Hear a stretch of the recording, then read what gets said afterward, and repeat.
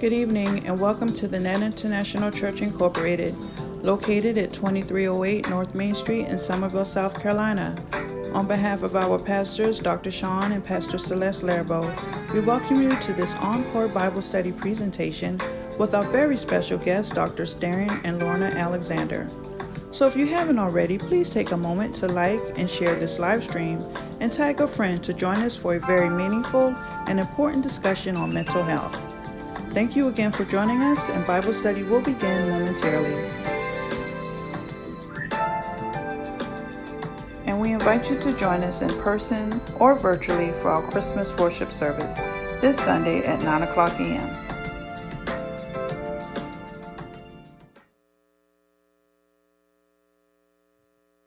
Thank you.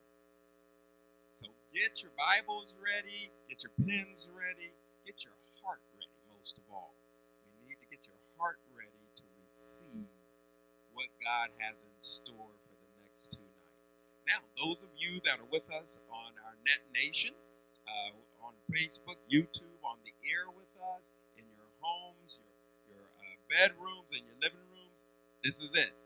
Don't let a family member miss this tonight. Grab all your family members, pull them in the room. Let's sit in the room together. Let's get in the dining room together. Also, go ahead and share, tag and share. You need to share this party with your relatives in Seattle, your relatives in California, your relatives in Texas. You need to share this tonight. Do not let anyone miss this. They will be so mad at you. So this is your chance to get everyone involved, to hear straight from two people that have been anointed and appointed to deal with mental health. Tonight is the night of burnout. Who is it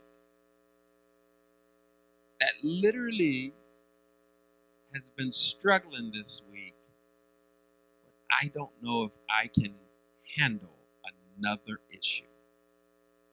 I don't know if I can make it another step further.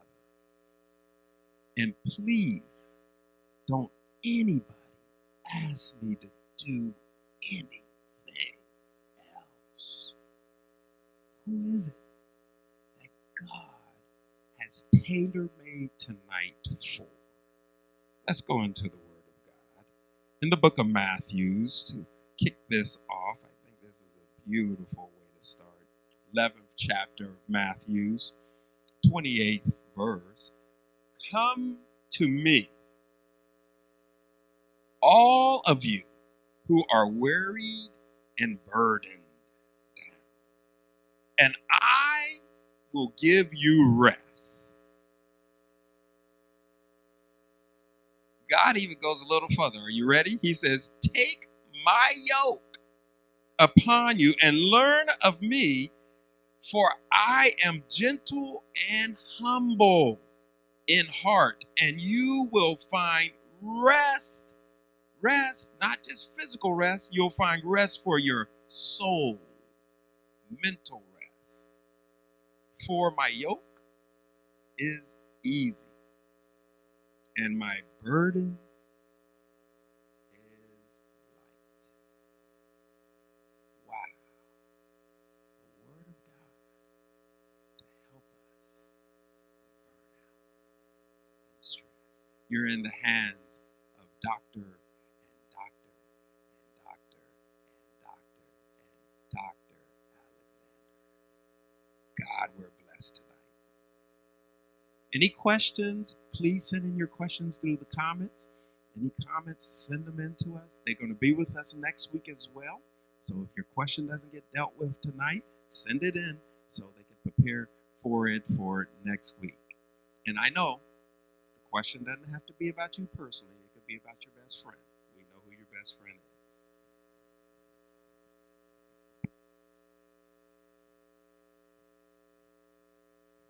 All right, good afternoon, everybody, or good evening. How are you?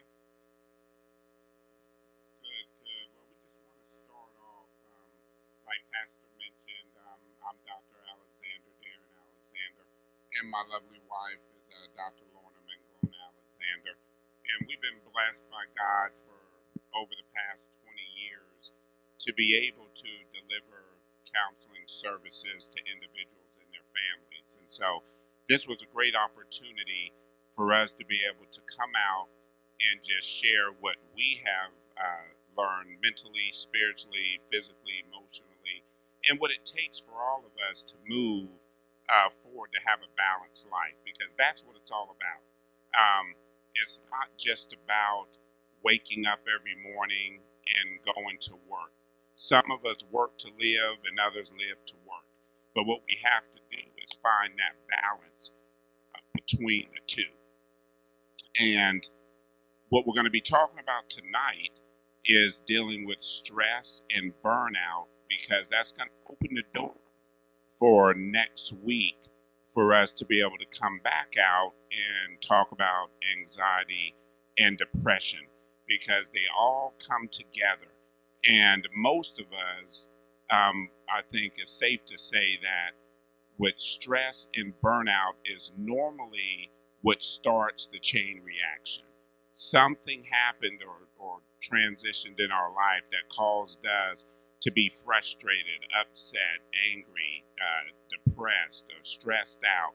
And some of it is also self-induced when we talk about burnout, because some of us just keep pushing ourselves until we either end up in the hospital, or either someone in our family ends up telling us, hey, if you keep going like this, you're going to end up killing yourself. And research shows that stress and anxieties can kill you. It will kill you eventually. And if it doesn't, you're going to go through so much mentally, physically, and emotionally that it's going to tear you down and separate you from friends and family. And that's what we hope to gain tonight, that we want to be able to share some things with you guys that will help you recognize stress and depression. Thank you, sir.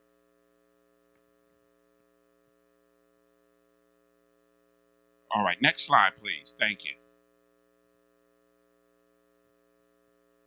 Yes, and if you notice this first slide, it says you manage your life before it manages you, because that's exactly what can happen, what most of us go through. So, looking at this particular slide, you notice that it says manage your life before it manages you, and you see it's a ripple effect. You may have one certain thing going on, and it goes over into other aspects of your life, your social life, your career, your relationships, your parenting,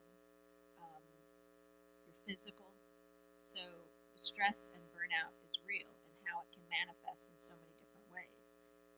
And that's what we wanted to talk about. We wanted to look at recognizing some of the impact that stress and burnout has and the effects. Because sometimes we don't realize that we're putting it on ourselves and not understanding how we're doing it, or maybe why we're even doing it. So we wanted to recognize the impact it has on us and just identify some of the risks, and then give you, wrap it up with just some strategies to help you manage your stress so you don't go on to burnout. Right, and when we look at managing our life, and I know some of us, have you met people that just wake up angry? Yeah, we all, I think, have met them people that just wake up angry. And that means that their minds never shut off the day before. So, which in psychology, we call that a carryover.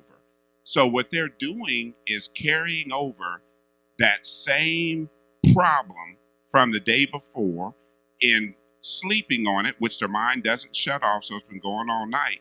So now they wake up angry the next day.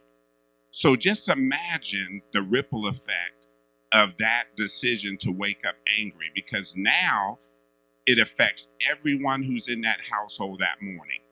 Because whether we believe it or not, the kids see it, the grandmother see it, the wife is going to see it. And then if you're working, by the time you get to work, your coworkers are going to see it. So people are going to recognize that it's only 8:30 in the morning and this individual is coming through the door already stressed, frustrated, angry. And so what that tells us is that for the remainder of that day, chances are that person is going to be struggling. Now, even though that we have crossed some of those people, how many of you out there and in here have actually walked up to somebody because you could see their nonverbals and you walked up to them and said, hey, hope you have a good day. Everything is going to be all right tonight, or today. And even though you said that, they just mumbled or groaned or they just kept walking just like you didn't even exist. And those are the people that you don't want to give up on. Those are the ones that you want to go back to, even if it's 10, 15 minutes later, and let them know, hey, I'm here for you. Or if there's something you need to talk about, hey, just let me know. If I can't answer the question, I can get you someone that can. But that's what we want to do. Next slide, please. Okay, great, thank you. And so when we look at this slide, it talks about a balanced life. And when we look at a balanced life, well, first let me just speak on what the balanced life is talking about. When we talk about mental health problems, and like the slide says, I'm not going to assault nobody's intelligence and read everything word for word, but to summarize, it's basically letting us know that mental health problems often result from stress, and that burnout may occur as you endure chronic or prolonged stress, unrealistic expectations, and exceed your own limits. Being overworked, overwhelmed, overloaded can cause damage to your health, home life, and happiness. And when we talk about a balanced life, even if you can get up in the morning, thank God for that. Most people spend so much time, and I won't say most people, but I'll say often, people spend so much time just complaining every day instead of giving God the praise and the glory for what they've been able to do that day. Because some of us, even if we hadn't been able to walk that well, there are people that's not walking at all, and those are the things that I think we forget as life goes on. Some people will say, I just can't stand this job. I don't even want to go today. But there's some people that don't even have a job, and so even though there's something going wrong at that job, in order to have that balanced life, you have to be able to find the problem. What's going on? Because maybe it's something we need to change with ourselves. Now, maybe it is something that you may need to change with the supervisor or someone like that, but you have to go through the proper channels, talking about it, internal office conflict. That's not going to work. That's not what's going to get it done. Well, Dr. Alexander, I'd like to also talk about, let's just understand a little bit about stress. We have stress. That's in our life. It comes to us day in and day out, and sometimes in certain moments, sometimes in certain days. But just being able to understand what stress is important. And really what it is, it's just an emotional and a behavioral and a physical response to, sometimes it might be to a real event, or it might be to something that's imagined. Something we might bring on those certain things that are not real. And we imagine it, and it causes us stress. It's real to you. Right, yeah. And so stress, just like, there's always positive and negative things when it comes to certain aspects. And stress can have a positive aspect, and it can have a negative aspect. How many of you guys work better under stress? Yeah. So there's a positive aspect that. So you want to, sometimes individuals, their performance is much better under stress. Next slide, please. They may feel more motivated, feel more energized. But then there's that negative aspect of stress when you feel overwhelmed and you're just paralyzed. So there's both a positive and negative. Yeah, and when we look at like this next slide, when it's talking about staying positive helps, because it does. We can spend a lot of time staying in the negative, but staying positive is going to help you mentally, physically, and emotionally. Negativity just carries so much weight. And it takes a lot to get through that, especially if you don't have a good support system. But when we talk about strategies for staying positive, when you look at some of these things on the checklist, you've heard some of this stuff before, but how many of us have seen it and heard it before but ignored it? That's the thing. There's so much information out there that talks about burnout and stress, but you may not agree with everything on the list, or everything on the list may not apply to you, but you have to be able to pull 1, 2, 3 of those things that you can grab a hold to and say, yes, this is what I need to work on. Because the only one that's going to be able to find that balance and help you get out of that stress and that burnout is you. You know, you are the main source. You are the one. You know, you might have been the problem, but you're also the cure. And that's why we have to move forward. So, Dr. Alexander, some individuals say, how do I stay positive? I've got all this stuff going on. I've got bills coming. My relationship is getting me down. I can't find a decent job. I feel disrespected at work. How do I stay positive? Well, sometimes staying positive is a mindset. And so if you're not used to it, we call it change talk. How do I change the way I talk? You can have a certain a scenario and look at it 2 different ways. So staying positive starts, like Dr. Alexander, starts from within, but being able to look at different things. If you want a positive aspect, we might have to change certain things in our behavior. So let's start. I usually tell a lot of my clients is, how do you speak in terms of when you're around individuals? Do you always say can't, won't, not happening? Listen to the way you speak. Sometimes the way you speak has an effect on your outlook. So look, when we're looking at staying positive helps us, instead of saying I can't do it, saying not right now. Or yes I can, maybe later. Or yes I can, I just need help. Absolutely. And a lot of times we also want to focus on what you have instead of what you don't have. So many of us, we want to live like the next person, or thinking that we have to have what other people have. Well, what a lot of people aren't sharing with you, with a lot of those haves come problems. So that's what they're not sharing with you. And but when we look at that, put yourself in that mindset of, I'm going to do what I need to do for me and my family right now. Those other things will come. But I know people to this day that have told me, you know what? I deserve a new car. And they actually went out and bought a new car, then called me 2 months later saying, I need to borrow some money. I said, no, how do you do that? Because you needed a car, but did you have to have it right then? But because their neighbor 3 doors down got one, they got one. And guess what? They added more stress onto their plate. Because now, next slides, please. Because now, not only do you have to deal with the decision you made, now you have to also be able to explain to your family that, hey, we can't do X, Y, and Z. Because now that $500, $600, $700, $800, and all of us in here know one of the biggest triggers of stress is finances. Finances is still one of the biggest ones that attacks all of us.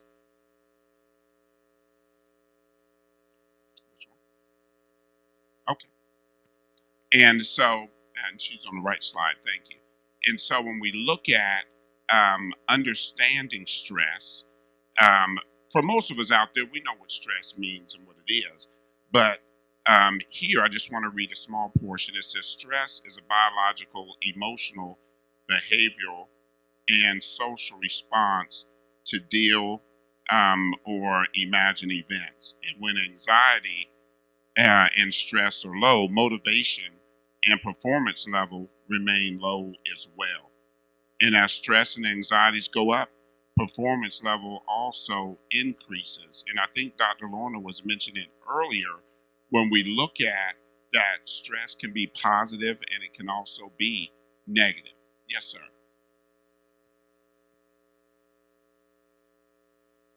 Okay, thank you, sir. And so when Dr. Lorna was talking about the stress levels being positive and negative, I think what we fail to see is that at certain points in our life, that yes, we wake up energized, we're motivated, we feel like we can conquer the world. But then at the same time, we get overwhelmed. You know, we get frustrated. And then you see a decline to where for some of us, it paralyzes us. It even gets us to the point to those things that you used to enjoy doing, you don't even want to do them anymore. And people, as far as like sometimes you say, oh yeah, I'm gonna go over to sister so and so's house or brother so and so's house, but now you don't even want to do that anymore because you have burned yourself out so much. And I thought I work a lot, but I've met people that have 2 and 3 jobs, you know, and then when you ask them, well, why are you working like 2 8-hour shifts? Who does that? You know, but they say, hey, you know, I got to pay bills, I got to do this, and I got to do that. But what you really see, that there's more deeper issues going on and that they're not talking about, because stress and anxieties and frustration, you know, burnout, it attacks the home a lot. And I think all of us can agree with that. So when you talk about that it attacks the home, knowing that stress can be a ripple effect. You may have one. Dr. Alexander talked about finances. We may have someone who is struggling financially. And when you're struggling in any aspect, there's that emotional piece where you feel overwhelmed. And some individuals, when we're looking at coping, you know, healthy or unhealthy coping strategies, when someone is stressed, they may want a quick release or a quick relief. And that can have a ripple effect. Say, for example, I'll just use a scenario. You might have an individual, there might be finances going on. They want to get some type of relief and maybe start drinking. And then there's a ripple effect. Then it might affect your relationships. Maybe it's not drinking. Maybe that financial stress causes us to have a lot of anger. And anger, you know, I always say it's at the tip of the iceberg. Beneath the surface is a lot of emotional things that are going on. Anger can look like stress. Anger can look like grief. Anger can look like despair. Anger can look like disrespect. But all of these things, being able to understand and recognize what your stress level is key. And we going on talking about some of the common high stress situations. And some individuals may not know it. This might be their norm.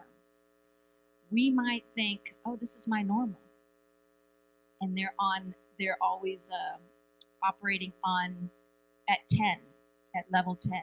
And that's been their normal. But being able to understand and identify common high stress situations, moving. And you remember that it could be acute or it could be chronic. And there's a difference. So an acute means, acute stress means it's just for a short period of time. I'm going through this. My daughter's getting married. Oh, it's so stressful. But it's for a short period of time. Then it could be chronic, meaning it's for long periods of time. And when you have that, the chronic stress levels that for long periods of time, it can affect us physically, right? So chronic stress can lead to heart problems, anxiety disorders, skin diseases, sleep disorders, depression, a weakened immune system, substance use, poor diet and exercise. That's when it's chronic, when it's just been ongoing. But if it's acute, you know, where it's just here and there, you can suffer from migraines, headaches. Some individuals do nail biting, their behavior changes. Some people start to grind their teeth. So being able to recognize some of the things that might be going on with you, emotionally, you could be irritable. You get angry quickly. For some individuals, you might have memory problems. So being able to recognize some of the symptoms of stress is important, because that gives us some type of baseline. Saying, hold up, I need to do something. I need to take care of me.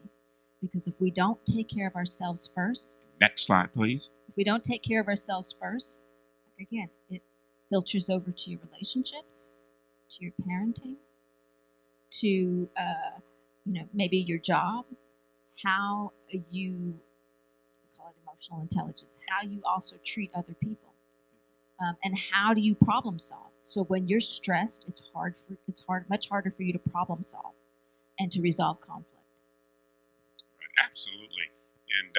And we also have to look at, and Dr. Lorna, she said it throughout her discussion too, is what is causing it.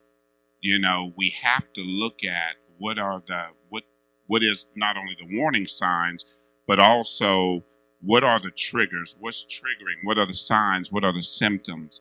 And if we look deeply, we know that there are several things that can be causing it. Next slide, please. So one of the things that I want people to look at, and you have to be honest with yourself, because if you're not honest with yourself, you can't always say that somebody else is causing you stress. We can't say that every day. Now, that may be true in some situations, but every single day, that can't be the situation. And just to give an example, there's some people that's been married 3 or 4 times, and you ask them, well, what happened? Oh, they failed to do what they were supposed to do. I caught them in too many lies. All 4 of them? So what did you do? What are some things that you have to change and work on? Because, some of us have bad luck, but I can assure you that out of 4 marriages, all of them couldn't have been bad and their fault. You had something to do with it. Maybe you contributed to some of the stress, the anxiety, and the burnout. But one thing we have to do as individuals is be honest with ourselves and tell yourself what you need to change. Positive self-talk is okay.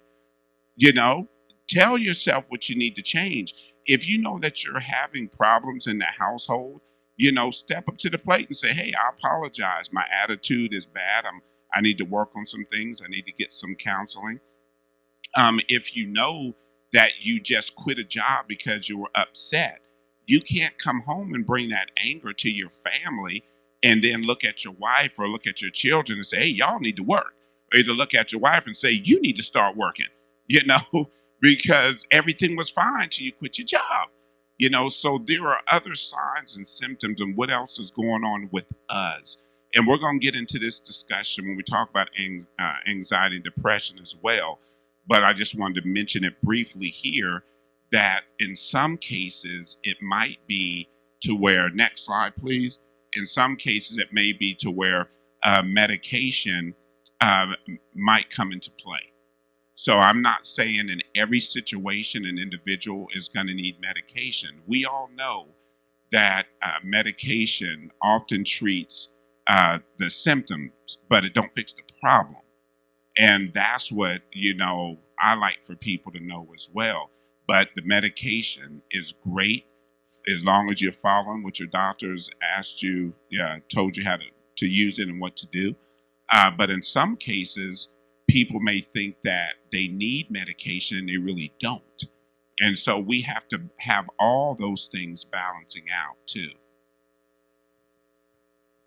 I was going to talk about something, but I think we're going to cover it later. But if we have partners, we have best friends, we have families, they know and they can tell when something's going on. Rely on those individuals or be able to recognize when they're feeling stressed. If you can say, hey, what can I do just to take that little burden off? And that could relieve a whole lot. So rely on each other, and then also be able to recognize when your significant other or when your child or someone at work is stressed. That might be your key to back off, because being able to pile one more thing onto that individual, things can tend to escalate when it doesn't need to be. But that person might also need a break. My husband does that all the time. When he sees I'm high strung or stressed, what do you tell me? I leave. No, I'm joking. What I always tell her is just to breathe. I said, relax. I said, a problem is only as big as we make it, and which I truly believe in. A problem is only as big as we make it. If I can't make a car payment, I can call 10 people and moan and groan and complain. I can call the dealership and holler at them and say all these nasty words. Or I can say, you know what? I will get out of this. I'm going to put a plan together to make this payment, make it happen. Because what we don't realize is that we often work ourselves up. We work ourselves up by stressing over some of the things that we can't even control. That's what I talked about, real or perceived. Sometimes we call it, some individuals call it truth telling. Well, this is going to happen, then this is going to happen. The first thing hadn't even happened, and we start working ourselves up and get even more stressed. Absolutely. And when we look at the definition of burnout, doing too much with too little for too long. And I think a lot of us are in that situation and are put ourselves in that category. Doing too much with too little for too long. And then it weighs on you. It weighs on you. Just think about, if you want to see how much it weighs on you, just think about extend your arms out for those of you at home and practice it later. Extend your arms out, and every time you have a complaint, ask a family member to stick a book on your hand. Every time. And see how long your arms are going to stay up. How many books will it take? Maybe 2? Maybe 3 for some of us? I mean, if you've been working out, I'll give you 6, But eventually, that arm is going to fall, isn't it? It's going to push lower and lower until you just say, I can't do it. I can't do it anymore. So when we look at that, that's exactly how we all look at it when we talk about our families and stuff. There comes a point in time when families, friends, co-workers, pastors, a lot of people just will get to the point to where they say, I'm working harder at this than you are. I have to see something from you. How do you want this stress to stop? How are you going to get out of this burnout? For a lot of my families, when we talk about, with parents, whether you're married or you're single, parenting is hard. And even though your kids are grown, sometimes parenting is even harder. Next slide, please. So I always look at stress for us as parents as a teachable moment. I try to look at different things as a teachable moment. So when we are encountering stress, kids are going to learn from us. How do we manage stress? Are we throwing things? Are we yelling? Are we secluding ourselves? So instead of, how do we ease that burden? So why not rely on our loved ones and say, look, because our kids have to know we're human and that we falter, but we know how to get back up, and we help with each other in that process. So for my parents, I said, ask your kids, if you got a lot of things going on in the household, let them help out. Say, look, mommy's got a lot of stuff going on, and when we're all done, let's do X, Y, and Z. So they see a positive outcome. And as they come, not only are you relieving your stress, you're teaching them about community, you're teaching them about empathy, you're teaching them about hard work, and you're teaching them that we're family, and if things are going wrong or things are going bad, we chip in and we help so we can get to the next level. So I tend to try to look at things as a teachable moment. How can I teach my children when I'm down or things are going wrong? What can we do to pull together so they can learn from adversity and they learn resiliency? And also, and Dr. Lorna said it best here, is we have to, as part of finding that balance, is we also have to know when to take that break. And that's important. And I use pastors for an example, not only my pastor, but all the pastors out there. People don't understand a lot that pastors are counselors, social workers, husbands, wives. They do it all, but also they're human. And pastors can only absorb but so much.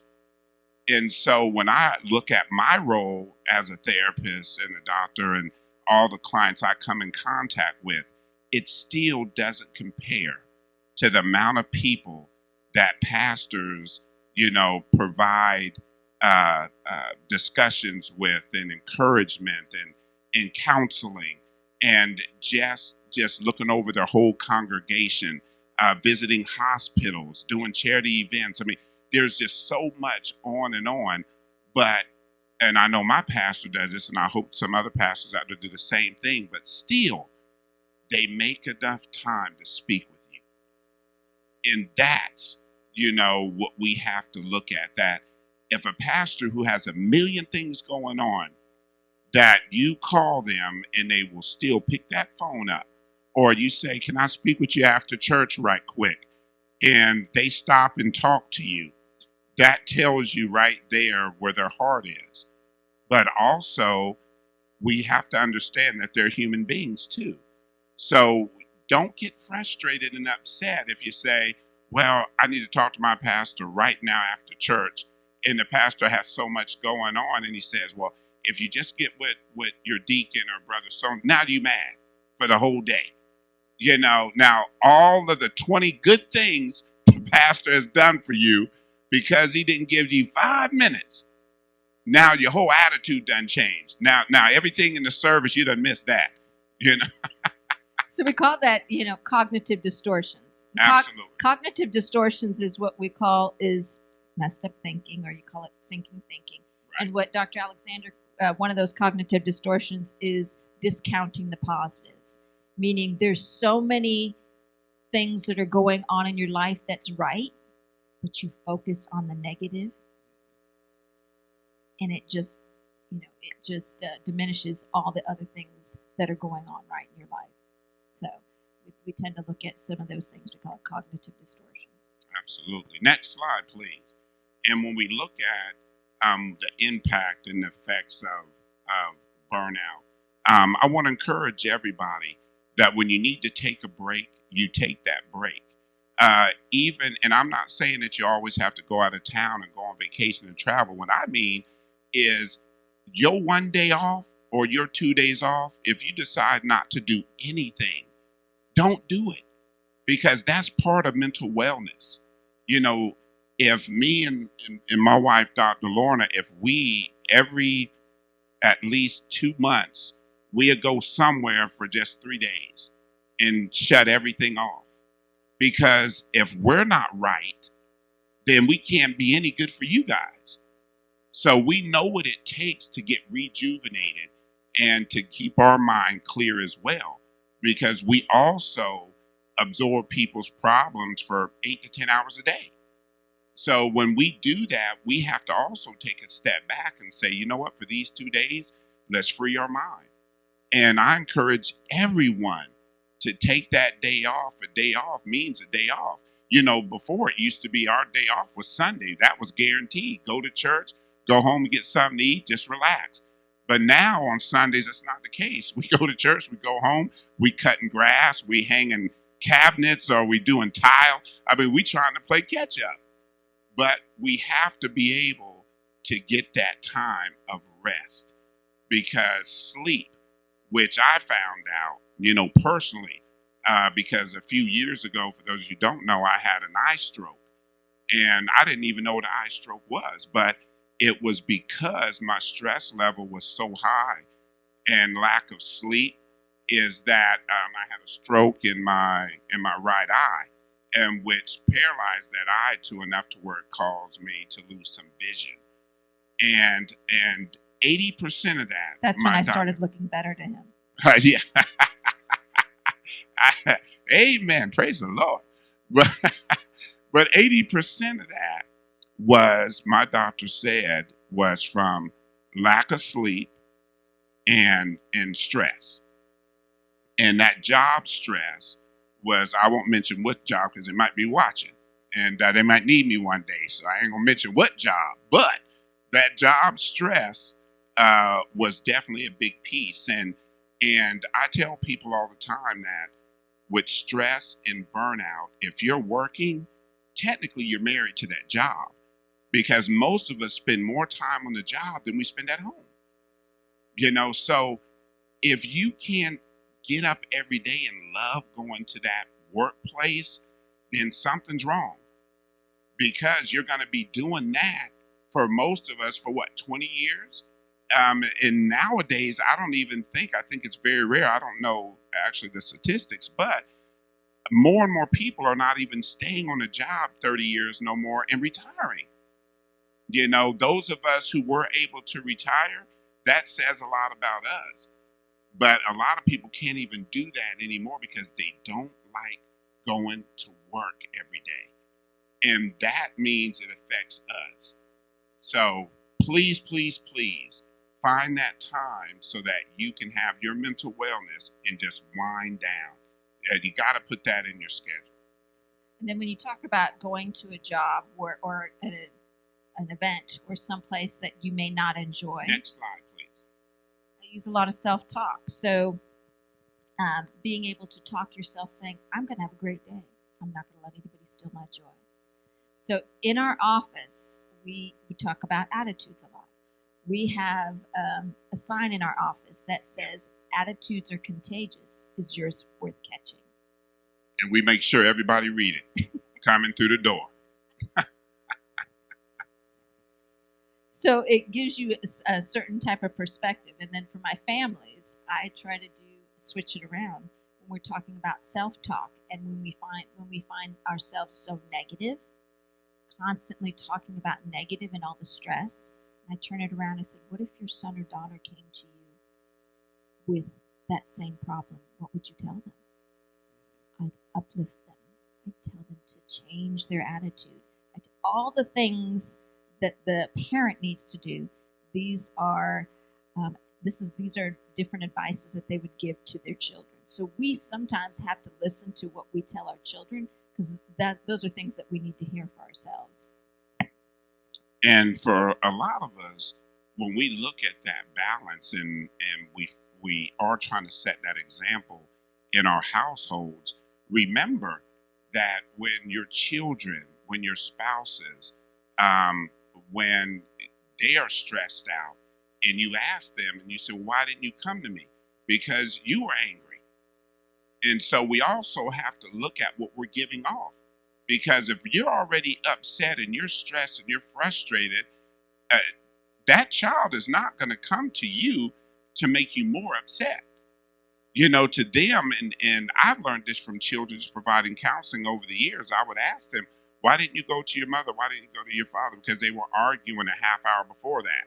So I wasn't going to go to them and have them angry and frustrated again.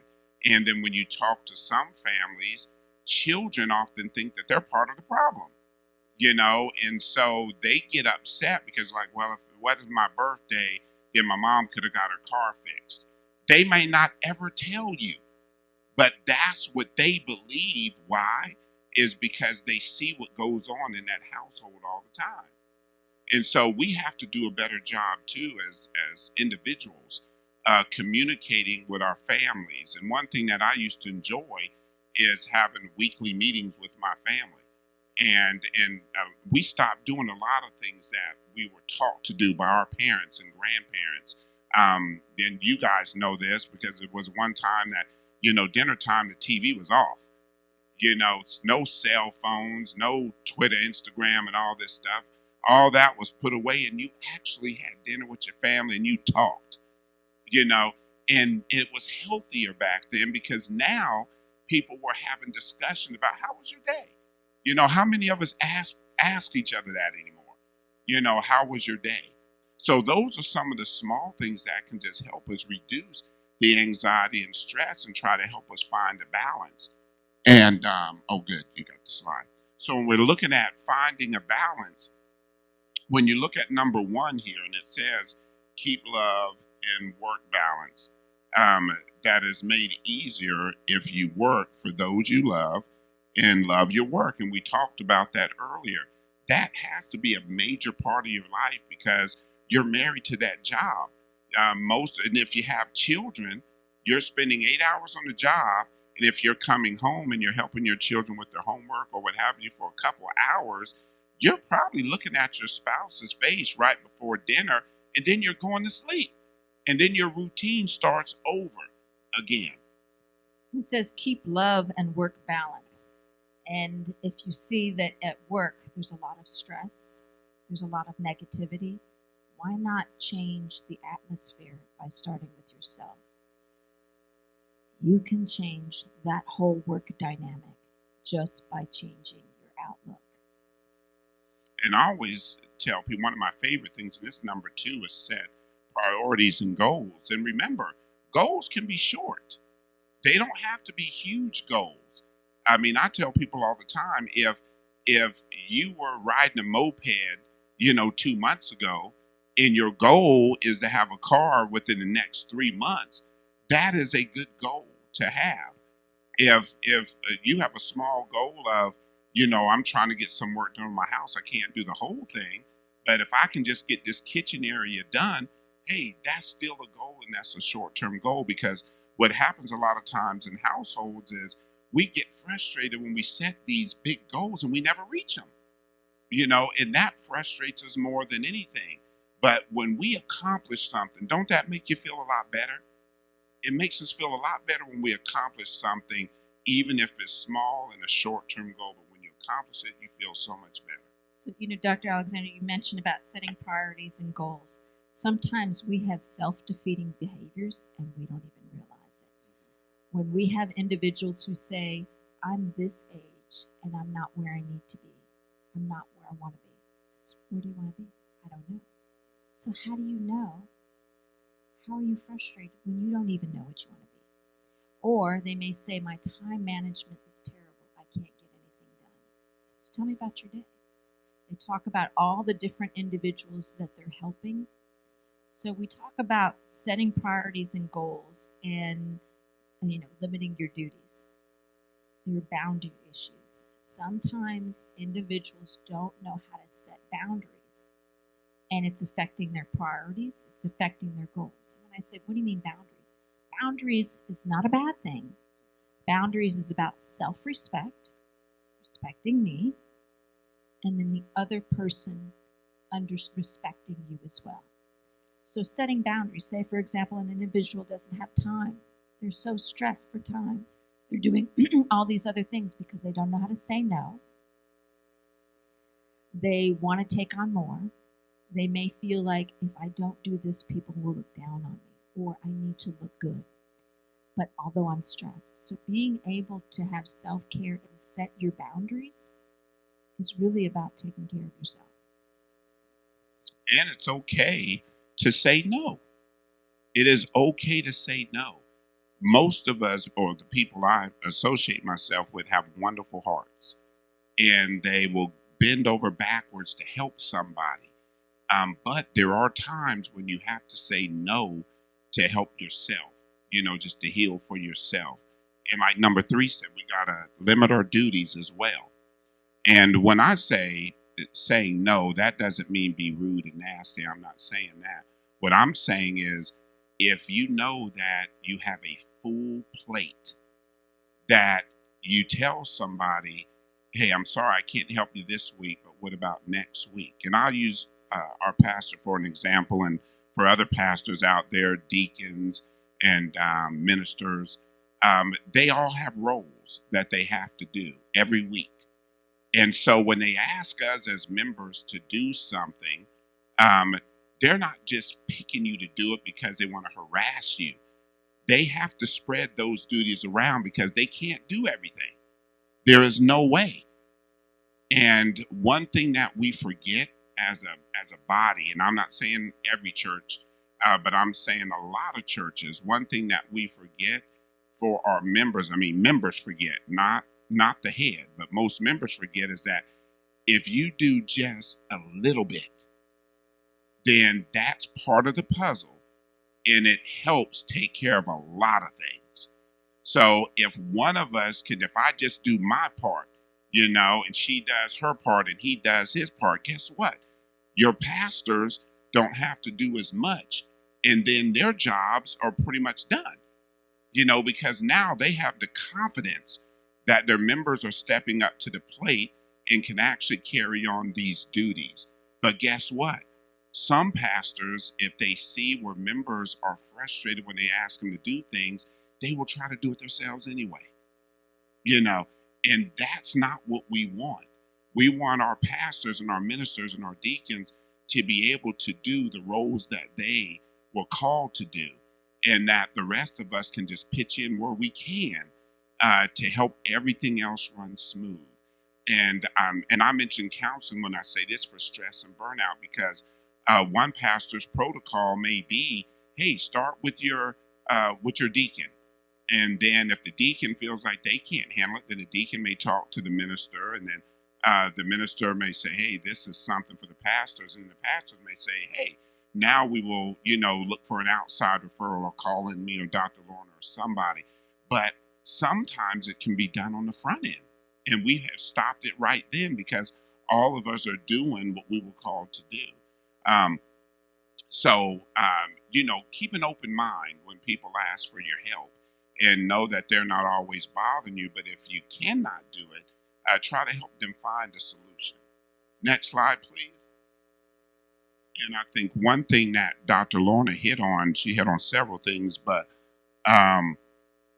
finding that balance and recognizing our own destructive behaviors, to me, is key. Some of us continue to do the same thing over and over again.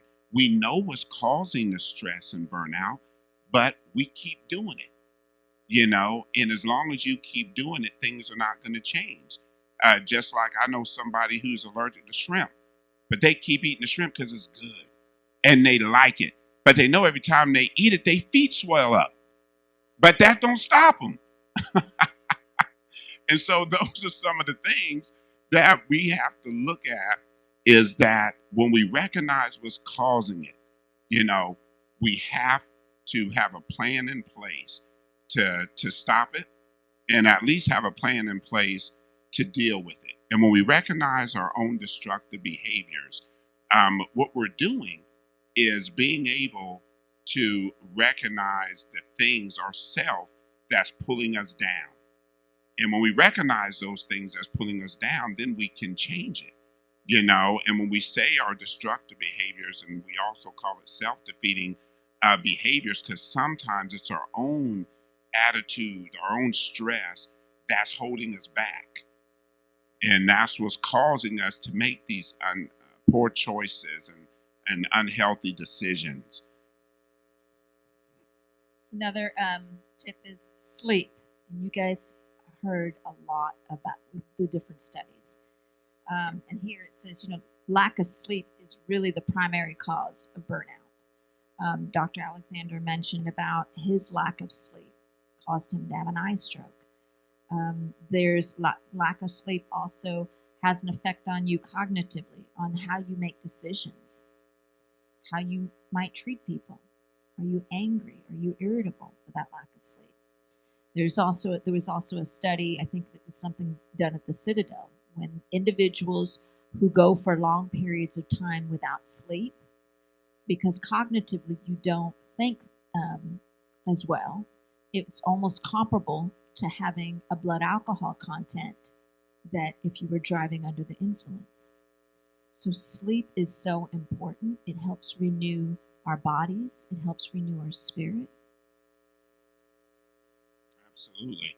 And also, in number 5, it says try something new, intentionally relax. And we talked about that earlier. And number 7 says turn it off, and we talked about that. But that's huge to me, because so often we just keep going and going and going and going. But there comes a time when we have to just turn it off. And part of that is, I believe that some of us think that no one else can do the job as good as we can. So we're scared to leave other people in charge because you don't want to come back to disaster. But what that also means is that you have to also pull back and trust that the others are gonna do the best that they can. And guess what? If they make a mistake, it's okay, because you use that as a teachable moment to go back. Because can you imagine those of you out there and in the church that have your own business? You guys understand exactly what I'm saying, because you can stay at your job, 12 to 14 hours a day. And matter of fact, some of you would like to do that, but in the end, you're going to have to trust in those individuals to get the job and get the work done for you. Number 8 is laugh at yourself. So here it says a client once said, if you learn to laugh at yourself, you'll have a lifetime of good material. Which is true. And so sometimes we take ourselves too seriously. We're too critical. And then we get too frustrated with ourselves. So learn to laugh at ourselves. Still take your work seriously, but don't take yourself seriously. And then, laughing does reduce a lot of pressure that we're under. So laughter. And also know your own, and number 9 says it best, know yourself. Most of us, we think we know ourselves, but we really don't, because we don't let ourselves get to that point. It's perfectly fine for me to give another gentleman a compliment. Just say, hey, man, that looks good on you. That suit is sharp, instead of looking at the negative. I know so many people that when you hear them around other people, and just listen. If you go to the mall, just listen. Or you go to the grocery store, just listen. And you'll have other people just say, oh, she thinks she look good in them shoes. She know them shoes are too tight. They don't even fit. Instead of really saying, hey, she looks nice. It's all right to give people a compliment. It's okay to treat yourself, because these are the things that is going to keep you laughing, keep you smiling, keep you more relaxed. You definitely don't want to go to bed all tense, and frustrated and angry, because your mind will not shut off. And if your mind doesn't shut off, then you have them reoccurring thoughts over and over again. And also be honest with yourself. There are things that you're going to wake up every morning and you're going to thank God for. And God will always give you the signs, and He's going to give you the answer. But you have to listen. You can't listen to just what you want to listen to. That's the good and the bad. So part of self-care I like to do is every day do a gratitude exercise. And doing that with your family. Every day doing a gratitude exercise. Saying what you are thankful for. So that goes on focusing on the positive. For some individuals, when we do gratitude exercises, it might be in a jar. Next slide, please. Saying things that you're thankful for, or that you're happy for. So when those days are dark, and when they're lonely, go back to that jar and focus on the positive things that did happen in your life. And I know we talked about a lot when we look at number 11 and 12, and 13 stands out too when it says get organized, because a lot of stress and frustration and chaos is when people are not organized. And sometimes it stresses us out for the ones that have to look at it. My wife is laughing. He's talking about me. It is because if you saw her closet and saw my side, totally different story, night and day, And he's the organized one. And I get frustrated. Yeah, my side is neat to a T. You can see everything. You know exactly what you're going to get and what you see. But my lovely wife and colleague, she can focus in that. She'll know exactly what sweater she's going to get. But if she says, will you go in my closet and get a sweater? I'm like, I'm not going near that closet. But I say that because if I wouldn't laugh at it, I would let it frustrate me. And so her closet not being organized is a trigger. So we all get triggers, and that will frustrate us. So stress and burnout, and that's when I say it can be self-induced. because that's something I can control. But sometimes I would just let it get to me. I mean, really, it don't. But I'm just saying, if it did get to me, look at how I would be stressed and frustrated over something that I really can't control. I can encourage, but I can't control it. Now, I wouldn't do this for everyone, but I'll open up a session for you all Thank you. about the closets here at the church with the pastors. We're right at that hour. Absolutely. So we'll have to continue this on next Wednesday. But And we're at the last slide, too. Next slide, so I can this see is it. great. So Perfect timing, Pastor. there you go. As he puts this out, we'll let y'all know what's going to happen next week.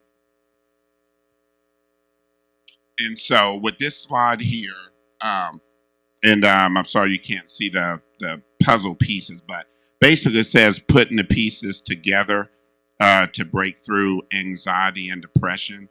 And I appreciate you guys letting us talk about the stress and the burnout, because we want to use that as that segue into anxiety and depression, because what you're going to see when we talk about that next week is how the stress and the burnout actually flows into the anxiety and depression.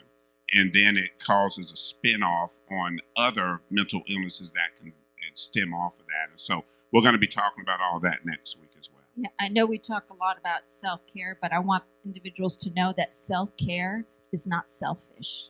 It's selfless. Absolutely. Come on, put your hands together. Dr. and Dr. Alexander. This is what's so wonderful tonight, and I'm so glad that you all are with us. You can still tag and share this even after tonight. There's going to be some family members, even some co-workers, some students, some of your other frat brothers and fraternity sisters that you need to send this to, and make sure that happens. As they were talking tonight and preparing us for anxiety and depression, Lorna, she hit the nail on the head about that self-care is not selfish. God is our creator, and if you go into the book of the beginnings, the bookends, he created heaven, earth, all that in them is, and even created you and I, man, in 6 days. But what did he do on the seventh day? Self-care. Self-care. He's been trying to teach us to be like him, even in that. And then one of the things that I think for us here, we need to stress this so that everyone will understand that anxiety and depression is not abnormal for a Christian. Please do not continue to bang your head that whatever you're feeling is a lack of faith. Anxiety and depression is real because stress and burnout and grief is real. And it's so real that in the book of Isaiah, we'll close here, Isaiah chapter 40, he had to write this. He said, he gives strength to the weary and increases power for the weak. And then I love this. He said, even youth grow tired and weary. The young man stumbles and falls. But, everyone say but. But those who wait upon the Lord shall renew their strength. They shall mount up on wings as eagles. They shall run and not faint. They shall not grow weary. They will make it all the way. So be with us on next Wednesday. We'll learn how to run and not faint even when we have and struggle through anxiety and depression. And be with us on Sunday and we'll learn how to soar in leadership like an eagle.